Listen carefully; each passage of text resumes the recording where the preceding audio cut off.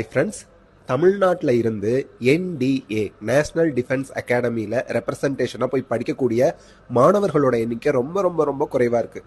காரணம் என்னென்னா, நம்ம அந்த எக்ஸாம் எப்போ கால்ஃபார் பண்ணுறாங்க, நம்ம எப்படி அப்ளை பண்ணுறது, இந்த அவேர்னஸே இல்லாமல் போகிறது தான். ஸோ இப்போ என்டிஏ எக்ஸாமினேஷன் 2026 அட்மிஷனுக்கு கால்ஃபார் பண்ணியிருக்காங்க. பிஏ, பிஎஸ்சி, பிகாம், பிடெக் இந்த மாதிரி கோர்சஸ் எல்லாமே அவங்க ஆஃபர் பண்ணுறாங்க.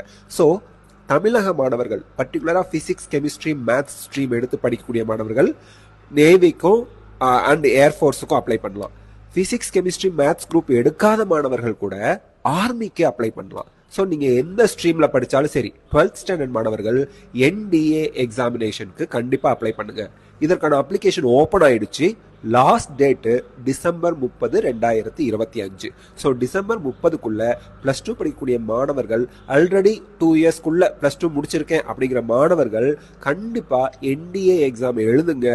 எக்ஸாமில் நீங்கள் செலக்ட் ஆகி நீங்கள் அங்கே போய் கோர்ஸ் படிக்க ஆரம்பிச்சிட்டாலே, அங்கே நீங்கள் ஜாயின் பண்ணிட்டீங்க நேஷனல் டிஃபென்ஸ் அகாடமியில், அந்த ஆர்மி, நேவி, ஏர்ஃபோர்ஸ் ட்ரைனிங்கோடு அங்கே போய் நீங்கள் ஜாயின் பண்ணி படிக்க ஆரம்பிச்சிட்டாலே உங்களுக்கு ஜாப் கேரண்டி.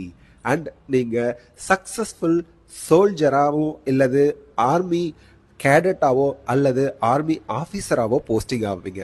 ஸோ கண்டிப்பாக என்டிஏ எக்ஸாமுக்கு அப்ளை பண்ண